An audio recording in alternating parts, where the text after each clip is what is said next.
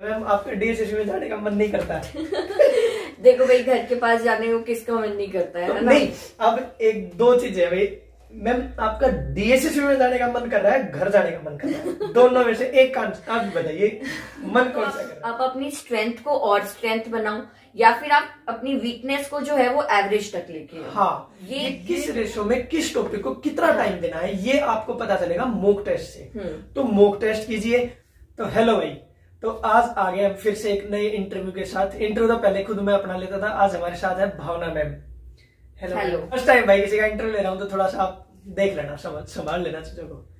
तो क्या है कि भावना मैम की पोस्टिंग मेरे साथ ही है, लेकिन ये मेरे से पहले वाली जो रिक्रूटमेंट हुई थी ना, उनमें इनका सिलेक्शन हुआ था 2017 में। यस, 2017। आप ये एक दो चीजें हैं, जैसे मैम के टाइम पर सिलेबस अलग था, हमारे टाइम पर सिलेबस अलग है। पैटर्न के साथ थोड़ा सा सिलेबस चेंज हो जाता है ऑटोमेटिकली, और हमारा तैयारी करने का तरीका भी थोड़ा सा चेंज हो जाता है। क्योंकि अगर आप देखोगे मैम के पास 40 मार्क्स के केवल करंट अफेयर आते थे, हमारे पास 10 नंबर के आते थे। तो ऐसे थोड़ा सा केवल प्रिपरेशन स्ट्रेटेजी थोड़ी सी चेंज होती है, बट वही साइकोलॉजी आपकी प्रिपरेशन के पीछे क्या रहती है, आप कंसिस्टेंट रहते हो या नहीं रहते, आप टाइम टेबल को कैसे मैनेज करते हो, आप अपने माइंडसेट को कैसे इतने लंबे समय तक मोटिवेटेड रखते हो अपने आप को कि सारी चीजें ठीक ठाक रहें। आप बिल्कुल ऐसे ना हो जाए कि यार छोड़ रहा, पेपर तो होना नहीं, वैकेंसी तो आनी नहीं, ऐसा मूड आपका ना बढ़ जाए। इन सब क्वेश्चन से जो आपके मन में उठते हैं, इनसे कैसे टैकल करते हैं। हम पैटर्न से भी कोप अप कर लेते हैं, लेकिन जो सबसे मेन दिक्कत आती है ना किसी भी एस्पिरेंट के साथ, वो यही रहती है कि सर मैं तो सब कुछ पढ़ लेता हूँ, लेकिन दिमाग में तो एकदम याद ही नहीं रहता। जो मेरे मन में जो मेरा थॉट प्रोसेस है, क्या वो सेम सबका ही होता है क्या? जो मेरे साथ दिक्कत आ रही है वो सबके साथ आती है क्या? तो ऐसे कुछ क्वेश्चन हमारे मन में आते हैं, तो उन्हीं जनरल क्वेश्चंस के साथ हम मैम से बात करेंगे। तो एक बार मैम आप प्लीज बता दीजिए अपने बारे में थोड़ा सा। Okay, so I joined KVS on 12 October 2017. First of all मैं अपनी थोड़ी सी क्वालिफिकेशन बता देती हूँ, ठीक है। मैंने +2 जो है कॉमर्स बैकग्राउंड से की है। देन आफ्टर दैट मैंने SCRT दिल्ली से अपना डिप्लोमा इन एजुकेशन किया है। तो 2014 में मैंने डिप्लोमा इन एजुकेशन कंप्लीट करते ही केवी की या फिर जो भी रिक्रूटमेंट प्रोसेस है उसकी प्रिपरेशन स्टार्ट कर दी थी, और 2015 में मैंने CTET क्लियर कर लिया था। और उसके बाद जो फर्स्ट रिक्रूटमेंट निकली थी वो केवी की निकली थी 2015 में। जो केवी का जो PRT का एग्जाम था वो कैंसिल हो गया था सर, क्योंकि पेपर लीक हो गया था। TGT और PGT की हालांकि रिक्रूटमेंट हुई थी उस टाइम पे हमारे, तो 15 की PRT की जो वैकेंसीज थी वो कैंसिल हो गई थी। फिर उसके बाद 16 में दोबारा से नोटिफिकेशन आया, आई थिंक सितंबर के आसपास नोटिफिकेशन आया था।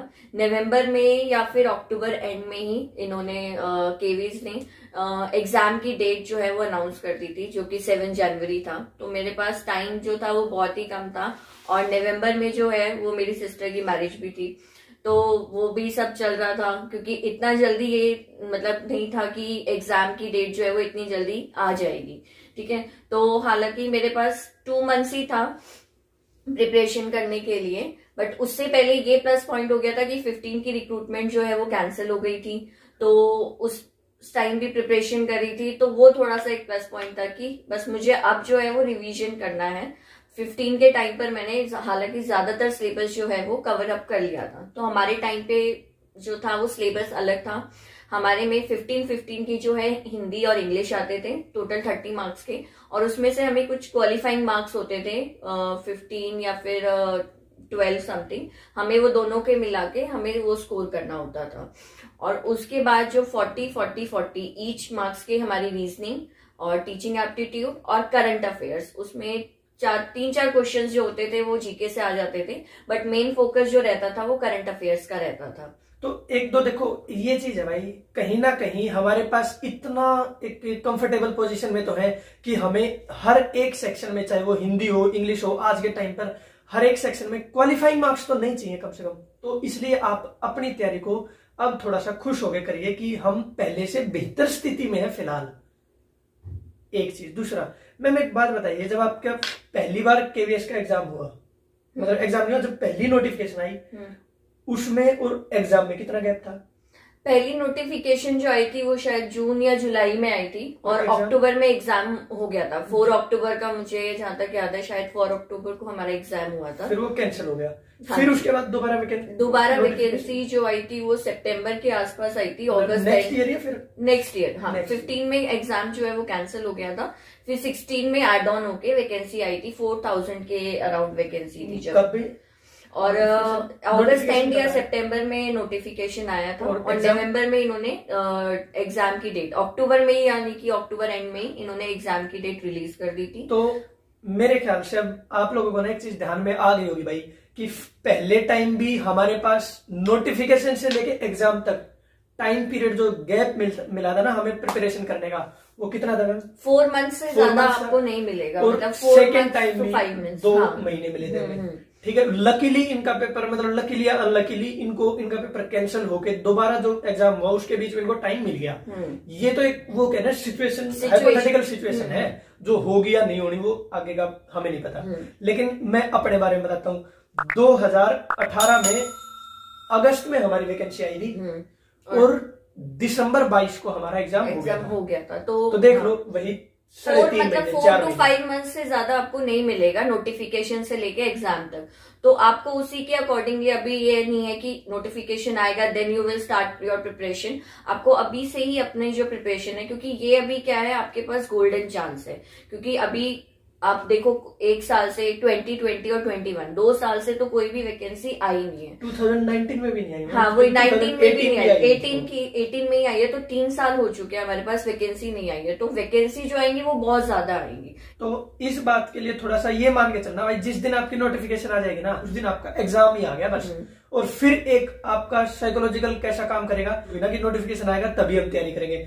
फिर क्या होगा, फिर आप देखोगे आपके दोस्त या फिर यूट्यूब पे जो आप इधर उधर तैयारी करते हुए मॉक टेस्ट दोगे, बाकियों के जो अभी से तैयारी करने लगेंगे ना उनके मार्क्स थोड़े से बेहतर होंगे और आपके खराब होंगे। क्यों? क्योंकि आप प्रिपरेशन कब करने लगे, नोटिफिकेशन के टाइम पे, और फिर आपका जो दिमाग खराब होगा वो बहुत आपको डिमोटिवेट कर देगा। इसलिए अभी से थोड़ा थोड़ा कोशिश भी करोगे ना तो भी आप एक बेहतर स्थिति में पहुंच जाओगे जब नोटिफिकेशन आएगा। वो टाइम तो आप अपना रिवीजन और मॉक टेस्ट, हाँ, उसके लिए रखो कि ताकि आप जहाँ पे लैग कर रहे हो उसको कवर अप कर पाए। मैम आपने नोट्स बनाए थे? हाँ, मैंने नोट्स बनाए थे। हमारे जब मैंने एग्जाम दिया था दोनों टाइम, 2015 भी और 2016 में भी, तो दोनों टाइम मैंने नोट्स बनाए थे। वो नोट्स जो हैं, मैंने करंट अफेयर्स के मैंने नोट्स बनाए थे। तो मैंने करंट अफेयर्स बेसिकली अपने टाइम पे स्टडी आईक्यू से किया था। पूरा करंट अफेयर्स मैंने स्टडी आईक्यू से किया था, और थोड़ा बहुत मेरी सिस्टर ने जो है वो मुझे सजेस्ट किया था, अफेयर्स क्लाउड हो गया, ग्रेट एम्बिशन हो गया।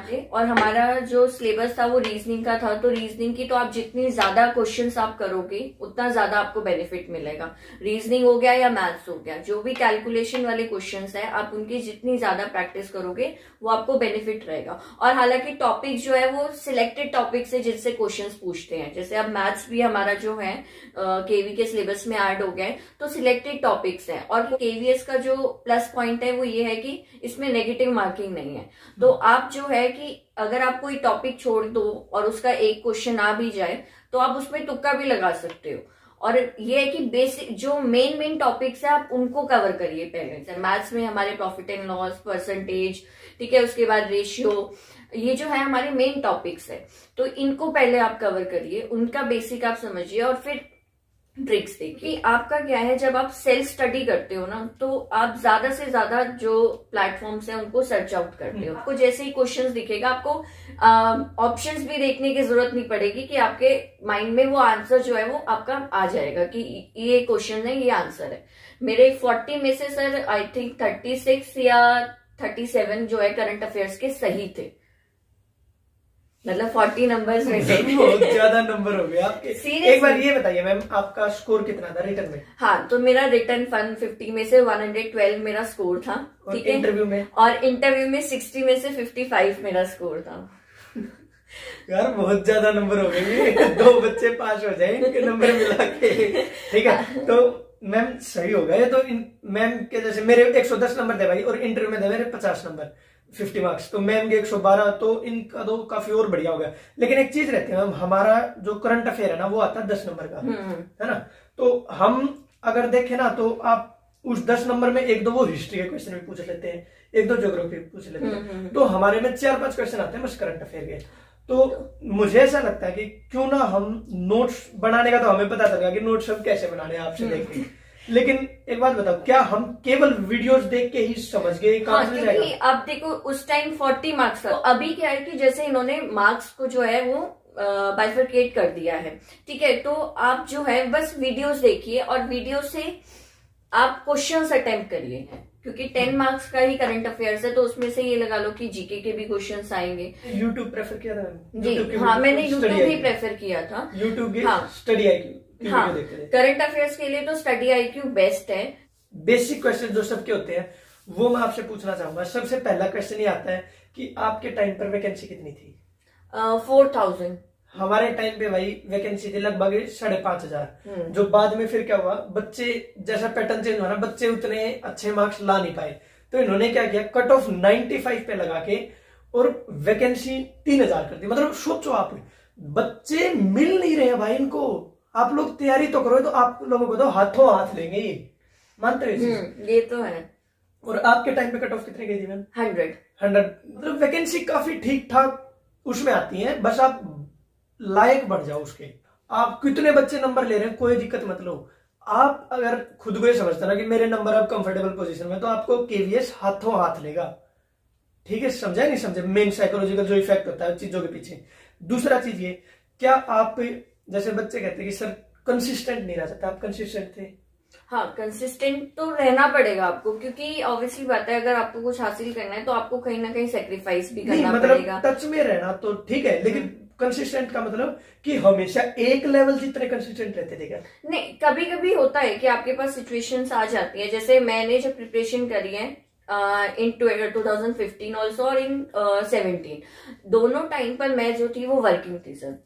फर्स्ट टाइम में मैं प्राइवेट स्कूल में थी और सेकंड टाइम में मैं केंद्रीय विद्यालय में ही एज अ कॉन्ट्रेक्चुअल वर्किंग थी। आप लोग में से भी कोई ना कोई वर्किंग होगा, तो टाइम मैनेजमेंट। बहुत सारे पूछते हैं कि सर मैं घर का भी काम करती हूँ तो कैसे करूँ, या फिर मैं मैरिड शादी हो चुकी है तो कैसे करूँ।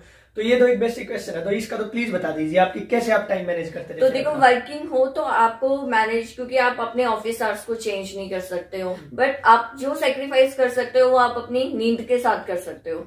मेरा तो यही मानना है कि आप अपनी नींद के साथ ही सेक्रीफाइस करके ही मतलब अपने टाइम को मैनेज कर सकते हो। कोचिंग ली थी मैंने, टीएन से कोचिंग ली थी सर फर्स्ट टाइम पे। नहीं, एक ये फिर ये क्वेश्चन बनता है, क्या कोचिंग लेना कंपलसरी है? हाँ सर, मैं अभी उसका आंसर देती हूँ कि मैंने फर्स्ट टाइम कोचिंग ली थी टीएन से, डीएसएसबी प्लस केवीएस का उन्होंने बैच चलाया था, तो वो दोनों ही का सिलेबस करा रहे थे, ठीक है। बट मेन फोकस उनका केवीएस पे ही था, क्योंकि उस टाइम पे केवी की वैकेंसी निकली हुई थी, ठीक है। तो जब मैं ये था कि 7:30 में स्कूल पहुंच जाती थी और वहां से 1 o'clock के राउंड में मैं निकल जाती थी। हालांकि स्कूल हमारा 2:30 बजे तक का होता था, बट मैंने प्रिंसिपल जो हमारी थी उनसे रिक्वेस्ट करके, उनके सपोर्ट से मैं वहां से 1 o'clock, हाँ, जो मैं प्राइवेट स्कूल में थी सर। अच्छा, प्राइवेट स्कूल में थी, हाँ। प्राइवेट स्कूल में जब मैं वर्किंग थी तो वहां के प्रिंसिपल ने बहुत सपोर्ट किया मुझे, ठीक है। तो उस टाइम पर मैं 1 o'clock वहां से निकल जाती थी। और तो जब मैंने कोचिंग ली तब मैंने सेल्फ स्टडी इतनी नहीं करी, फ्रैंकली स्पीकिंग, कि सेल्फ स्टडी का टाइम भी नहीं मिल पाता था, क्योंकि आप 7:30 के घर से निकले हो और 8 o'clock आप घर पे पहुंच रहे हो, 6 o'clock तक आपकी क्लासेस खत्म हो रही है, तो सेल्फ स्टडी का इतना टाइम नहीं मिल पाता था। तो मैं सिर्फ जो वो लोग कराते थे मैं वही रिवाइज करती थी। बट जब आप कहीं ना कहीं उसके साथ साथ चल जरूर रहे थे। हाँ, ये था कि जो बिल्कुल अनटच नहीं रखा। हाँ, जो वो लोग कराते थे डेली में, जो भी हमारी क्लासेस लगती थी, तो मैं घर आके उसको रिवाइज करने का टाइम निकाल लेती थी, 2 घंटे 3 घंटे जो भी होता था, ठीक है। फिर जब मैंने सेकंड टाइम जब सेकंड टाइम वैकेंसी आई, तब मैंने अपनी प्रिपरेशन स्टार्ट करी, क्योंकि गैप बहुत हो गया था, 1 साल का गैप हो गया था, तो उसमें टच में भी नहीं रही थी, क्योंकि यही होता था कि पता नहीं कब वैकेंसी आएंगी, कब, तो इतना नहीं, बस कभी मन किया तो उठा के बुक्स पढ़ लिया, कुछ नहीं किया, ठीक है। तो जब सेकंड टाइम वैकेंसी आई तब मैंने सेल्फ स्टडी करी थी। तो मैंने क्या नोटिस किया कि हाँ ठीक है, आपको कहीं ना कहीं से एक मेंटोर की जरूरत पड़ती है सर, कि आपको थोड़ा सिलेबस गाइड करते हैं, या क्या क्वेश्चंस करने हैं, कैसे करने हैं, वो आपको गाइडेंस मिल जाए। तो फर्स्ट टाइम में मुझे वो मिल गई थी, उधर से। तो सेकंड टाइम में जब मैंने अपने आप प्रिपरेशन स्टार्ट करी, तब भी मैं वर्किंग थी केंद्रीय विद्यालय में कॉन्ट्रेक्चुअल बेसिस पे। तब मेरा इवनिंग शिफ्ट का स्कूल होता था सर, तो 10 o'clock मुझे निकलना होता था क्योंकि 11:30 हमें वहां पहुंचना है। तो 10 o'clock घर से निकल गए तो आपका मॉर्निंग का टाइम भी आपके पास है ही नहीं, ठीक है। फिर उसके बाद इवनिंग शिफ्ट था तो 6 o'clock तक सर स्कूल ओवर होता था, तो आपके पास इवनिंग का टाइम भी नहीं है। तो आपको क्या करना पड़ा टाइम मैनेजमेंट के लिए कि सर आपको अपनी नींद की सैक्रिफिकेशन देनी पड़ेगी, सैक्रिफाइस करना पड़ेगा क्योंकि अगर आपको अपनी लाइफ सिक्योर करनी है तो आपको थोड़े टाइम का वो रहता है कि आपको चीजों का सेक्रीफाइस करना पड़ता है, but you have to do. Exactly आप कंफर्टेबल नहीं होगे ना हर चीज के साथ। अगर आप सोच रहे हो सब कुछ ही स्मूथनेस से होता रहे तो फिर यार वो मजा कैसे लोगे आप उसका करना, है ना? फिर वो आप बाद में याद करके कि हाँ मैंने उस टाइम पे हार्डवर्क किया है और अब मुझे उसका रिजल्ट मिल गया है और अपनी मेहनत से मिला है, ठीक है। तो मैं क्या करती थी कि 7 o'clock 7:30 तक घर पर आ गई, मैंने डिनर किया और मैं सो जाती थी। और फिर मैं अपनी मदर को बोल के सोती थी कि मम्मी मुझे उठा देना 11 o'clock या फिर 10:30, 11 o'clock, 11:30, जितना मुझे लगता था कि मुझे इतने रेस्ट की जरूरत है। मैं 8:30 तक मैक्सिमम सो जाती थी। और जब मैं 11:30 उठती थी तब ये होता था कि सब घर में जितने भी मेंबर्स हैं सबके सोने का टाइम है और मैं तब अपना पढ़ने बैठती थी, क्योंकि वो टाइम क्या है आप फुली कॉन्सेंट्रेटेड हो, आप कंसंट्रेशन दे सकते हो जितने भी टॉपिक्स है, जो भी पढ़ना है, कोई आपको बार बार डिस्टर्ब करने नहीं आएगा, आपका रूम खोलने नहीं आएगा, ठीक है। और फिर मेरा ये होता था कि मोस्ट ऑफ द टाइम यही होता था कि मैं 11:30 या फिर 11 o'clock पढ़ने बैठ रही हूँ और मॉर्निंग तक मैं पढ़ रही हूँ। और फिर ये होता था कि कभी कभी तो मेरे फादर मुझे आके बोलते थे बेटा आप सो जाओ तो ये था कि भाई हाँ ठीक है कि उस टाइम पर अगर मैंने थोड़ी सी अपनी नींद को सेक्रीफाइस किया है, वो 2 महीने या 3 महीने जब मैंने सेकेंड टाइम प्रिपरेशन करी है, तो ये है कि आज मुझे उसका रिजल्ट मिल गया है कि जब मेरा इंटरव्यू सिलेक्शन हो गया, जब मैंने इवन रिटर्न में ही मेरे अच्छे मार्क्स आ गए, तो मुझे ये था कि हाँ मैंने जितना भी अपनी मेहनत करी है, हार्डवर्क किया है, तो उसका रिजल्ट मुझे रिटर्न में ही मिल गया। क्योंकि ऑलमोस्ट 12 मार्क्स मेरे ज्यादा थे सर, 11-12 मार्क्स। तो वो भी बहुत ये कि आपका ये है कि आपकी सिक्योर हो गई कि अब आपको कोई नहीं हटा सकता, बस आपको अब इंटरव्यू की अच्छे से प्रिपरेशन अनटिल एंड अनलेस आप इंटरव्यू में कोई पंगा खड़ा ना हो ना, वो है। तो इतने नंबर काफी ठीक है भाई। yes. दूसरी चीज देखो, एक चीज तो मैम आपके उससे ये आ गई कि देखो मैम देखोगे ना आप तो आपके मन में एक ये चीज आएगी ना तो बहुत टॉपर टाइप है। मैम आप स्कूल में टॉपर लगा? नहीं स्कूल में मैं नहीं थी, हालांकि टॉपर तो एस इतनी टॉपर नहीं थी, बट हाँ ये थे कि ऊपर वाले बच्चों में रहते थे। हाँ ये है कि हाँ एवरेज नहीं थी। कितने परसेंट आते थे 12th में? सर 12th में मेरे मतलब एग्रीगेट जो थे वो 78 कुछ 78 थे। मेरे नॉन मेडिकल में भाई 62% थे। ठीक है, तो आपके पास एक आपकी 12th क्या थी? कॉमर्स थी। हाँ जी, कॉमर्स वाले में टीचर पढ़ते हैं चलिए ये मुझे बाद में पता लगा। अच्छा, तो एक चीज अब ध्यान से सुनना भाई, मैं आपको बड़े ध्यान से बता रहा हूँ। मैं ऐसा बच्चा हूँ आपके सामने जिसने कभी नोट्स नहीं बनाए। मेरे पास नॉन मेडिकल थी, मैंने नोट्स नहीं बनाए। नॉन मेडिकल तक मैंने नोट्स नहीं थे मेरे पास किसी भी चीज के। मैम ऐसे हैं जिनके पास छोटी छोटी चीजों के भी नोट्स थे। दूसरी चीज, मेरे भी ठीक ठाक मार्क्स थे, 95 पे हमारी कट ऑफ थी, 110 मेरे मार्क्स थे, 15 नंबर ऊपर थे। मैम के भी 112 114 मार्क्स थे, ठीक है। अब दूसरी चीज आती है, हम दोनों ने ठीक ठाक कंफर्टेबल जगह पे कैसे आए। आपको पता होना चाहिए आप कर क्या रहे हो। समझा नहीं समझे? जैसे देखो जो हम पेडागोजी में पढ़ते हैं अपना इंडिविजुअल डिफरेंस, तो वो ये है कि आप जिस चीज में कंफर्टेबल हो। अगर आपको ये है कि आपकी जो मतलब ग्रास्पिंग पावर जो है वो आप सुनने से या फिर प्रैक्टिस सेट करने से आप कर सकते हो, तो आप वैसे करिए। अगर आपको ये है कि आपको नहीं लिखकर हर चीज याद होती है, आपको लिखकर ही आपकी मेमोरी में सेट होता है। जैसे मेरा यही है कि मैं जब तक अपने हाथ से लिख ना लूंगी, वो चीज लिख नहीं लूंगी या वो क्वेश्चंस भी सॉल्व नहीं कर लूंगी, तो मेरे से नहीं होगा। मेरे माइंड में वो ट्रिक या फिर जो भी कंसेप्ट है वो नहीं बैठेगा। तो हालांकि आप देखोगे कि मैंने पेडागोजी के भी 3-3 4-4 बार नोट्स बनाए हुए हैं। अच्छा, हाँ, तो वो यही है कि पहला क्वेश्चन आएगा मैम नोट्स दे दो नहीं वो देने लायक नहीं है कि देने लायक नहीं है। जैसे मैं रिवीजन कर रही हूँ तो रिवीजन के टाइम पे मेन पॉइंट्स लिखी। मुझे एक चीज ऐसा लगता है मैम, पता है जब हम किसी के नोट्स लेते हैं ना, वो ऑलरेडी इतने फिल्टर आउट होते हैं कि वो 100% चीज कहीं से उसने ली है ना, तो आपके पास 30% या 40% वो नोट्स होते हैं।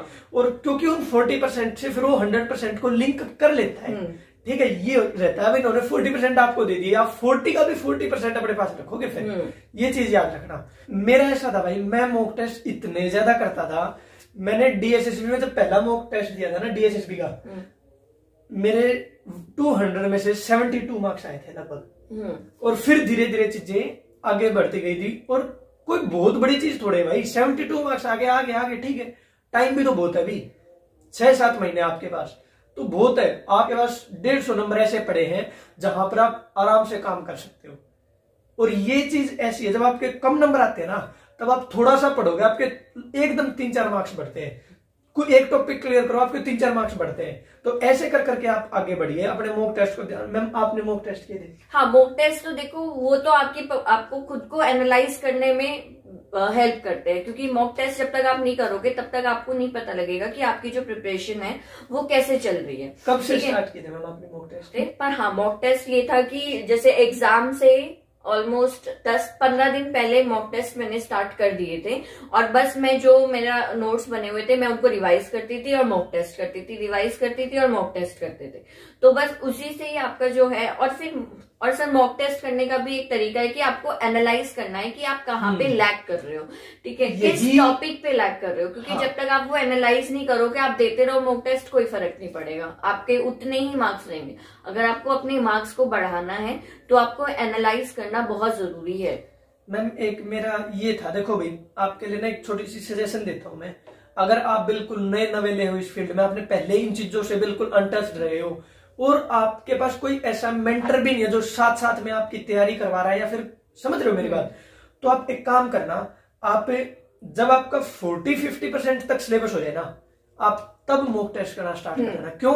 क्योंकि फिर मॉक टेस्ट आपको ना कहीं एक मोटिवेशन भी देते हैं, समझे? क्योंकि आप हमेशा कंपेयर करते हो कि पिछली बार जब मैंने मॉक टेस्ट दिया था मेरे कम मार्क्स थे, अब की बार देना तो 5-10 नंबर 15 नंबर मेरे बढ़े हैं। फ्रीक्वेंटली मॉक टेस्ट दीजिए। इससे क्या होगा, एक तो आपका जो डेली रूटीन होगा ना, कि मैं पूरा दिन इस टाइम साइकोलॉजी पढ़ती हूँ, इस टाइम मैथ्स करता हूँ, ये वो, उससे एक छुटकारा मिलेगा आपको। दूसरा, एक ही टाइम पर आपकी मसल मेमोरी क्रिएट हो जाएगी, कि एक ही टाइम पर आप रैंडमली क्वेश्चन अटेम्प्ट करने की हिम्मत आ जाएगी। और वो भी है कि आपको पता लग जाएगा कि अब आपको किस टॉपिक को ज्यादा टाइम देना है, या किस सब्जेक्ट को ज्यादा टाइम देना है। जैसे मेरा पर्सनल क्या है कि मेरी जीके बहुत वीक है, बहुत ही वीक है सर, कि अगर मैं जीके के अभी जैसे डीएसएसबी में अगर 20 भी क्वेश्चंस आ गए हैं तो हार्डली 3-4 अटेम्प्ट करके 3-4 नंबर आएंगे, और 3-4 सही भी निकल जाए वो भी बहुत बड़ी बात है, ठीक है। तो जीके बहुत वीक है, पर जीके इतनी वास्ट है कि आप उसको ज्यादा टाइम दे भी नहीं सकते हो। हाँ। तो उसमें ये है कि जैसे हिस्ट्री है, हिस्ट्री बहुत वास्ट है, और हिस्ट्री की डेट्स वगैरह याद करना बहुत ही, मतलब मेरे लिए तो बहुत मुश्किल है। तो आप जो आपको पता है कि भाई की वीडियोस देख के ही नहीं, और आपको पता भी है सर कि आपको कि इस टॉपिक से तो क्वेश्चंस बनते ही बनते हैं। जैसे कॉन्स्टिट्यूशंस है, आर्टिकल्स हैं, तो आपको पता है कि इस टॉपिक से क्वेश्चंस बनेंगे ही बनेंगे। डेट्स है हमारी, ऑर्गेनाइजेशंस की फुल फॉर्म है, तो इन टॉपिक्स को आप पकड़ो ना, कि इस यहां से अगर मैं लेती हूँ तो अगर एक दो नंबर फर्स्ट भी जाएंगे तो बड़ा अच्छा है। आप ज्यादा टाइम मत दो। जैसे मैथ्स है, कई बच्चों का मैथ्स जो है वो बहुत वीक होता है, तो आप पहले ये देख लो कि मेन टॉपिक्स क्या है उसमें, ठीक है, और किन किन टॉपिक्स को ज्यादा से ज्यादा हम मतलब प्रैक्टिस करके कवर कर सकते हैं। या तो आप अपनी स्ट्रेंथ को और स्ट्रेंथ बनाओ, या फिर आप अपनी वीकनेस को जो है वो एवरेज तक लेके आओ। हाँ, ये मेरे बहुत मतलब मेन है कि जैसे अगर आप देखो कि कंप्यूटर है, कंप्यूटर बेसिक कंप्यूटर पूछा जाएगा, ठीक है, तो आप एटलीस्ट इतना मतलब कंप्यूटर के बारे में नॉलेज रखो कि 10 में से आप 7 तो स्कोर करो ही। उसके बाद जैसे हिंदी इंग्लिश है, हिंदी इंग्लिश में देखो कि 2 बार आपसे हिंदी इंग्लिश के क्वेश्चंस तो 20 मार्क्स, यानी कि 40 मार्क्स तो 150 में से आपके हिंदी इंग्लिश ही है।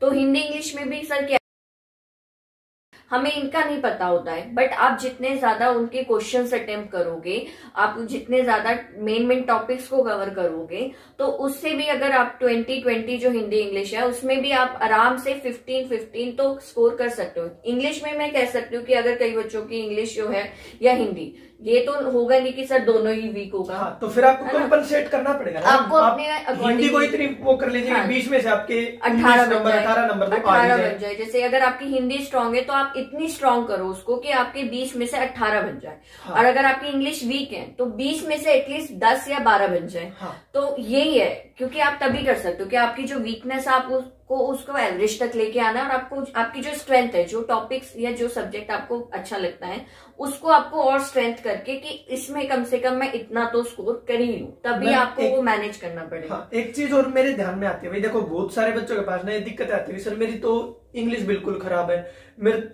मेरा तो मैथ्स बिल्कुल खराब है। तो एक बात ध्यान रखना, ये बस ना थोड़ा सा माइंड सेट का खेल होता है। कैसे? जैसे अगर आपकी इंग्लिश खराब है, अब आप मॉक टेस्ट देते हो, 20 में से क्या नंबर लोगे आप? बिल्कुल ही खत्म नंबर है ना। अगर आप तैयारी ही नहीं करोगे तो खाली है भाई, बिल्कुल 0 है। तो क्यों ना इसकी थोड़ी सी तैयारी कर लो, आप 10 नंबर बढ़ा लो, 10 नंबर आपको फ्री के मिल रहे हैं। और थोड़ी ठीक ठाक तैयारी कर लोगे तो 10 नंबर आपको पता ना यहां से आ ही जाएंगे। तो इसलिए ऐसी जो जगह है आपको पता है ना कि ये मेरा बिल्कुल खराब है, तो वहां ये मान के चलो कि 10-5 नंबर ऐसे हैं जो आप थोड़ी सी मेहनत करते ही आपको मिल जाएंगे। हाँ, बहुत ज्यादा मेहनत करनी पड़ती है आपको 15 से ऊपर ज्यादा नंबर लेने के लिए। अगर आपको 15 से ऊपर किसी सब्जेक्ट में मार्क्स लेने हैं तो आपको मेहनत ज्यादा करनी पड़ेगी। लेकिन अगर आपको बिल्कुल ही 1-2 नंबर आ रहा है तो वहां पर तो आप थोड़ी सी मेहनत करोगे, 30-40% करते ही आपके 5-10 नंबर बढ़ जाएंगे। टारगेट, जैसे हम बोलते हैं कि आपको टारगेट बनाना होगा कि आप 10 में से कितने ले सकते हो अपने अकॉर्डिंगली। हाँ। ठीक है, कि आप जैसे कंप्यूटर है तो भाई 10 में से 7 तो ले ही सकता हूँ। ठीक है, उसके बाद आपका ये जीएस और सीए है कि भाई इसमें वास्ट है बहुत, पर मार्क्स सिर्फ 10 ही है, तो आप इसमें कम लगा लीजिए, आप 10 में से 4 लगा लीजिए कि भाई आप सिर्फ करंट अफेयर्स थोड़ा सा देख लो और थोड़ा सा जीके देख लो, तो कम से कम 4 तो मैं स्कोर कर ही लूंगा। फिर आपकी पेडागोजी है, तो पेडागोजी तो मेन है आपका। थियोलॉजी हो गई या चाइल्ड पेडागोजी हो गई, आपको ये नहीं पता होगी तब तक आप कर ही नहीं सकते। तो इसमें आपका सिर्फ डाइट, आपने जो डाइट करा है या आपने बीएड के सब्जेक्ट जो भी पढ़े हैं, आपने डिप्लोमा के सब्जेक्ट जो भी पढ़े, सिर्फ उनको रिवाइज करना है। थ्योरीज हो गई हमारी, किसने इन्वेंट करा है, किसके ऊपर एक्सपेरिमेंटेड थी, कब क्या हुआ। ठीक है, बेसिक थ्योरीज, पेडागोजी में बेसिक थ्योरीज आप कर लोगे तो भी आपका काम चल जाएगा। फिर हम आते हैं रीजनिंग, तो रीजनिंग के आप सिर्फ प्रैक्टिस करो, रीजनिंग की आप टॉपिक वाइज आप बेसिक अपना क्लियर करो। देखो रीजनिंग का तो ऐसा भी है ना मैम, रीजनिंग के तो अगर आप यूट्यूब पे भी डायरेक्ट सर्च करोगे तो 10 ही नंबर के आती है। 10 नंबर, ये मतलब ये लगा लो आप बहुत ही एक बेसिक लेवल से थोड़ी सी ऊपर लेवल की आती है। अगर आपने YouTube पे भी डायरेक्ट ये सर्च किया ना, रीजनिंग फॉर डीएसएसबी या केवीएस, तो वहां पर जो क्वेश्चन प्रैक्टिस या वीडियोज आएंगे ना, उनसे आपके 10 में से 10 नंबर भी आ सकते हैं आराम से, बिल्कुल।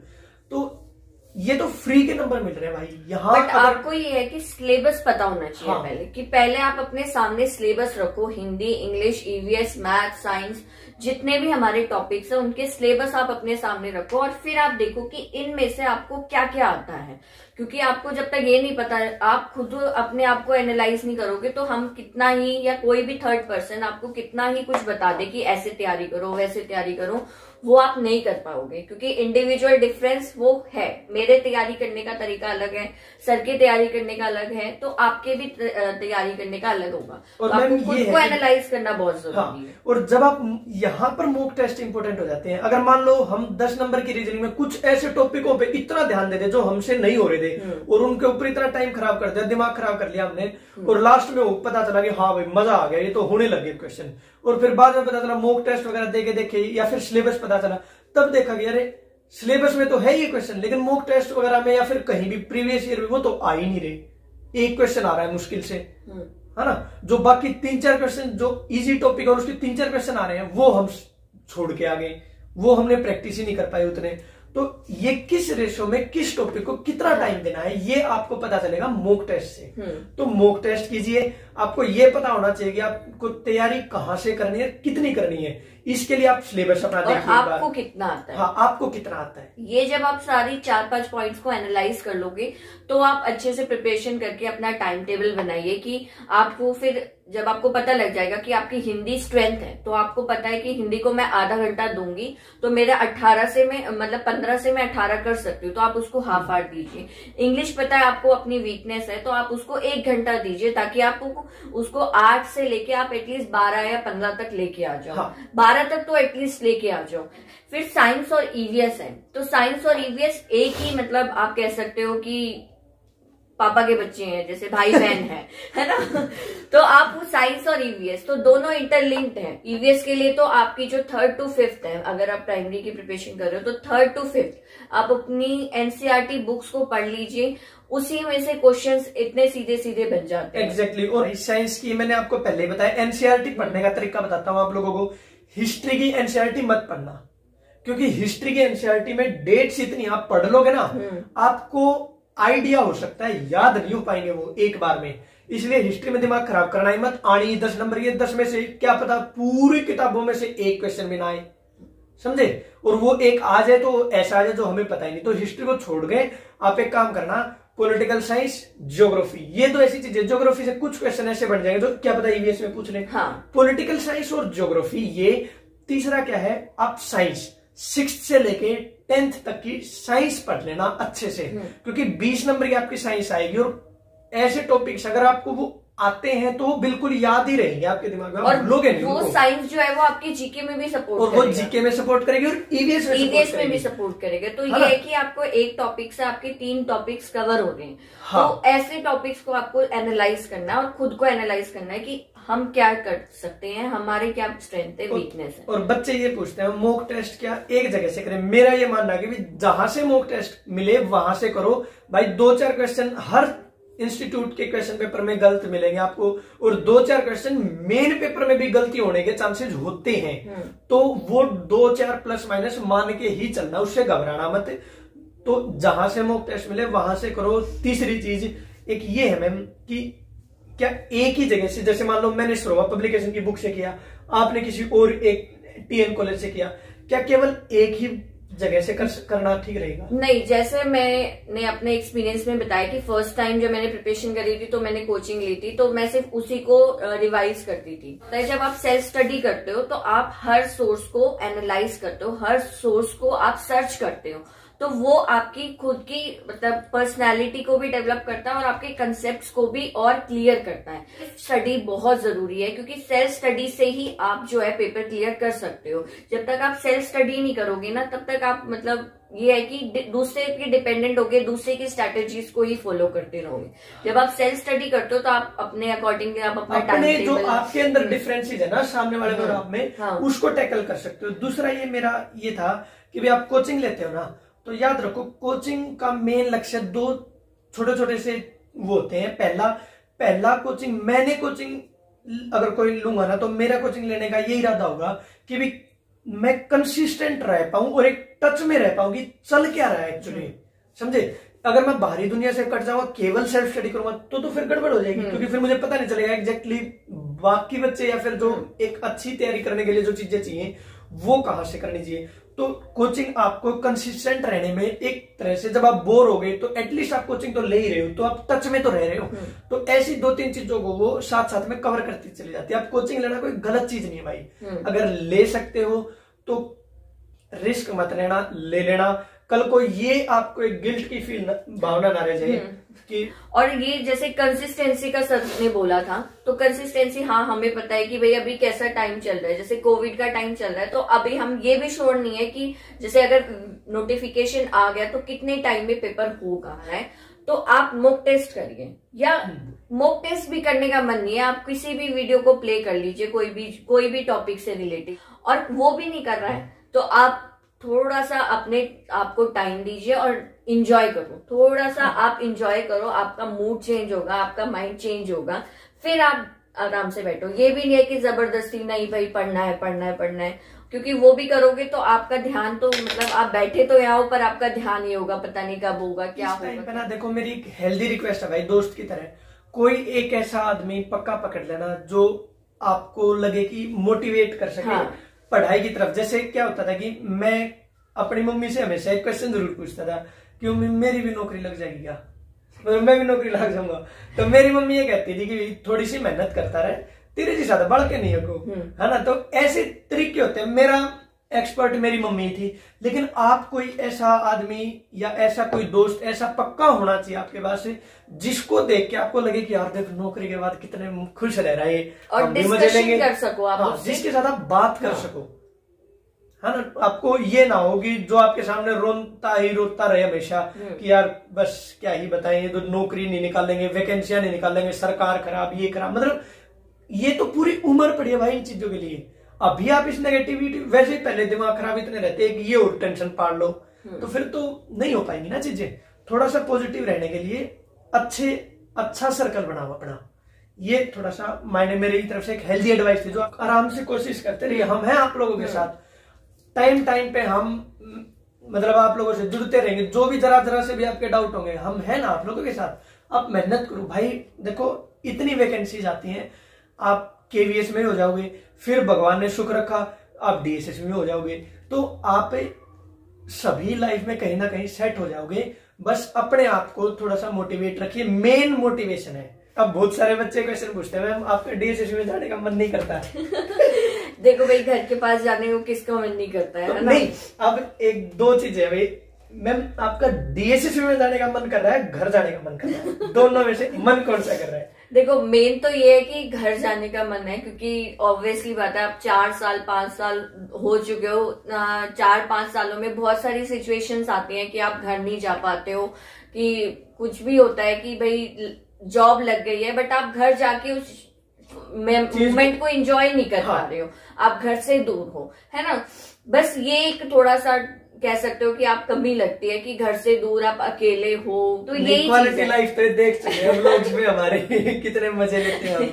देखो एंजॉय भी करना चाहिए कि भाई यहाँ पे है, घर तो जाना ही है, अभी नहीं 2 साल बाद 3 साल बाद। बट हाँ ये है कि वो आपका ये होता है ना कि आपको क्या चाहिए, कि आपको कौन सी लाइफ अच्छी लगती है, कि आप भाई केवी में रह के एक प्लेस से दूसरी चीजों जगहों को एक्सप्लोर करना चाहते हो या एक्सप्लोर करना पसंद है, या ये है कि भाई आपको अपने फैमिली के पास रह के एंजॉय करना है। और मुझे ऐसा लगता है मैम कि अगर कोई बच्चा तैयारी कर रहा है ना, तो उसको एक बार केवी की नौकरी जरूर करनी चाहिए, क्योंकि लिटरली बता रहा हूँ भाई, आपको क्वालिटी लाइफ पता चल जाएगी, आपको बहुत सारी चीजें सीखने को मिलेंगी। जिन बच्चों के मन में रहता ना कि हम हॉस्टल में नहीं पढ़ पाए, तो वो आपकी लाइफ पूरी हो जाएगी। दूसरा, आपको पता चल जाएगा कि मतलब आपका एक स्टैंडर्ड जो होता है ना पढ़ाने का, जो किसी स्कूल में देखने को मिलता है, वैसे स्कूल्स आपको केवी में मिलेंगे। बट यहाँ पे आप एज अ एम्प्लॉय होते हो तो वो रिस्पॉन्सिबिलिटी ज्यादा डेवलप होती है, प्लस आप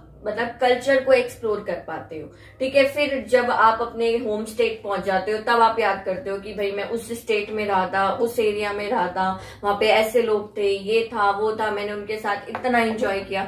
वो जब आप स्टेट, ये यादें तो बढ़ जाएंगी भाई, इतनी ज्यादा बढ़ जाएंगी कि आप बहुत मजा ही आ जाएगा लाइफ में। बिल्कुल। और दूसरा देखो एक चीज मैं आपको अपनी पर्सनल बताता हूँ, अगर मैं घर होता ना, मैंने लॉकडाउन में मैं यही रहा क्योंकि हम स्टेशन नहीं छोड़ सकते थे, और लॉकडाउन में जब टिपिकल लॉकडाउन था, अगर मैं घर होता तो ना तो मैं हवन सीख सकता था, मैं यहाँ रह के मैं हवन करना सीख गया, डेली हवन जो दैनिक अग्निहोत्र होता है। उसके अलावा मैंने यूट्यूब पे वीडियो बनानी स्टार्ट कर दी, उसके अलावा इधर उधर घूमना फिरना, साइकिलिंग करना, दूर दूर तक जाना शुरू कर दिया।